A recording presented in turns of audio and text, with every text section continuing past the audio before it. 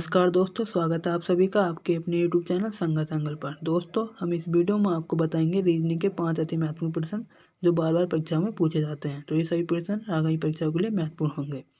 सभी प्रश्न सेलेक्टेड लिए गए हैं, होने वाले सभी एग्जाम में पूछे जाने की संभावना है। तो आप इस वीडियो को ध्यान से देखें क्योंकि आपको कोई भी प्रश्न छूटने न पाए।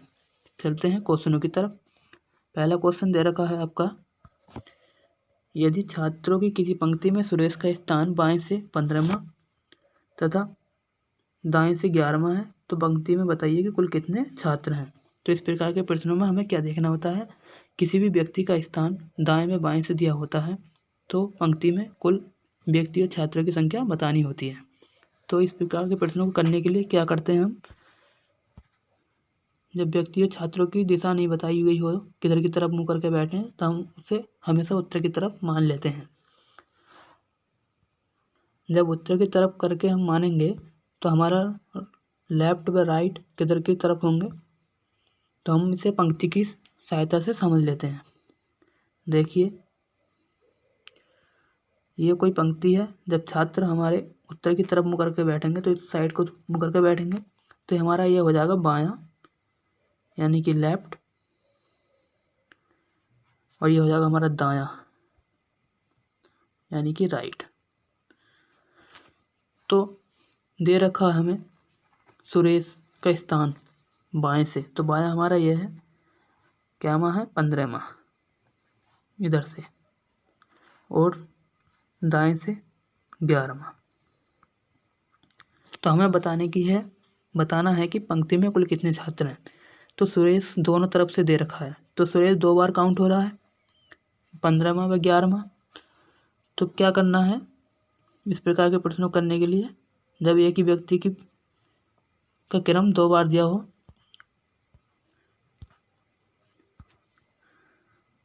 टोटल बराबर लेफ्ट प्लस राइट -1। तो लेफ्ट दे रखा हमारा 15 यानी कि 15 प्लस 11 11 -1, तो कितना हो जाएगा आपका 26।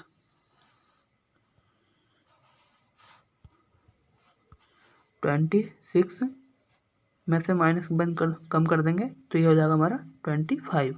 तो आपका सही आंसर दिख रहा होगा ऑप्शन में, ऑप्शन नंबर ए है, तो आपका सही आंसर है। तो आपको क्वेश्चन समझ आ गया होगा। चलते हैं नेक्स्ट क्वेश्चन की तरफ। नेक्स्ट क्वेश्चन दे रखा है,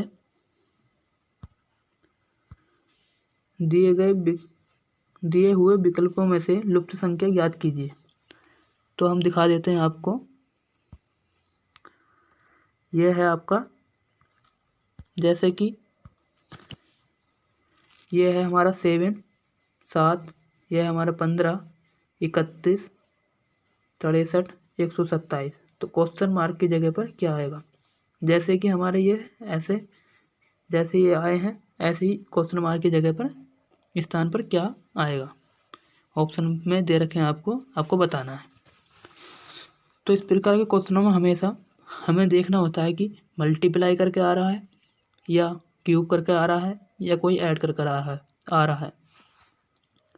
तो इस वाले क्वेश्चन में क्या है, देखिए, जो 7 से बाद में 15 आया है, कैसे आया है। तो हमें दिख रहा है कि 7 में जब एक ऐड करेंगे तो हमारा हो जाएगा 8 में 7 को ऐड कर दीजिए तो ये हमारा हो जाएगा 15 यानी कि 15। इसी प्रकार 15 में 1 को ऐड कर दीजिए तो हमारा हो जाएगा 16, और 16 प्लस 15 बराबर हो जाएगा 31। तो इसी प्रकार हमें पता चल रही है कि जो संख्या दे रखी है उसी में एक ऐड कर अगली में जोड़ देना है।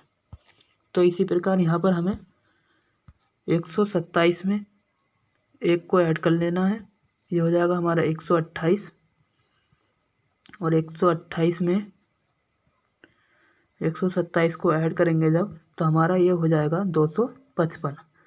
तो आपका आंसर दिख रहा होगा ऑप्शन नंबर बी में, ये आंसर है 255। तो आपको ये क्वेश्चन भी समझ आ गया होगा। चलते हैं नेक्स्ट क्वेश्चन की तरफ। नेक्स्ट क्वेश्चन दे रखा है क्वेश्चन नंबर 3।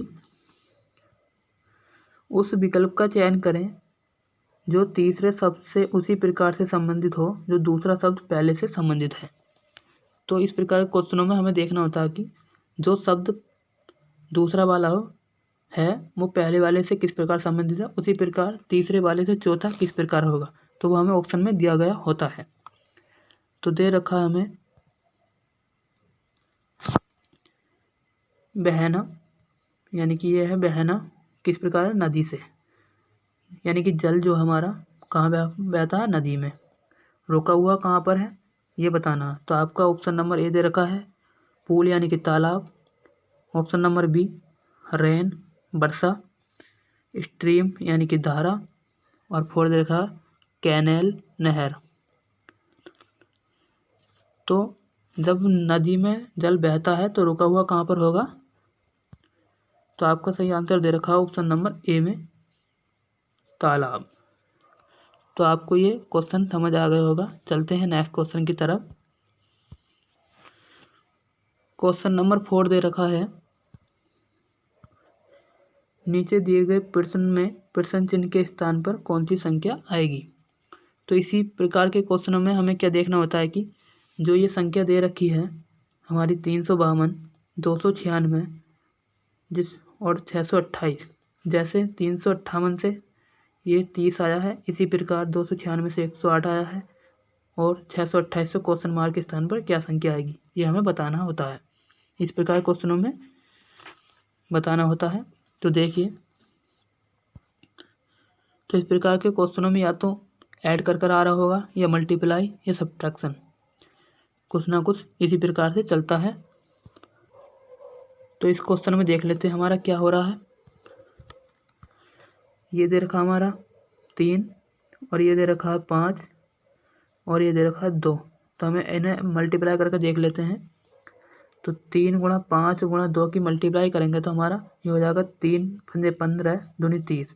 तो हमारा ये तो बन रहा है, पर दूसरी वाली और देख लेते हैं हम चेक कर। दूसरी में दे रखा हमें 2 गुणा 9 गुणा 6, तो 2 नेम 18, 18 छक्का 108 होता है।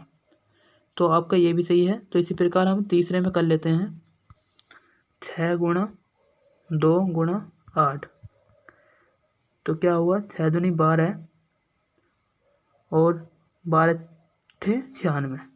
तो आपका सही आंसर कौन सा होगा, ऑप्शन नंबर बी में दे रखा है 96। तो चलते हैं नेक्स्ट क्वेश्चन की तरफ।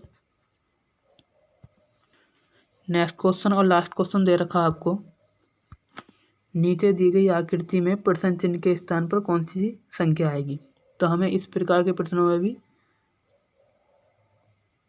क्या देखना होता है कि जैसे कि हमारी संख्या दे रखी हैं 3 और 4, इनसे 0 कैसे आया, 9 और 6, 26 आया कैसे आया, क्वेश्चन मार्क आना है हमारा 10 और 12 से, और 8 और 12 से दे रखा हमारा 63। तो क्या करना होता है, देखिए इस प्रश्न में क्या दे रखा है, ऑप्शन देख लीजिए आप। ऑप्शन दे रखे हैं option number A 12, option number B 7, option number C 16, option number D 14। तो इस प्रश्न में क्या हो रहा है, देखिए 3 है और ये 4 है, तो हम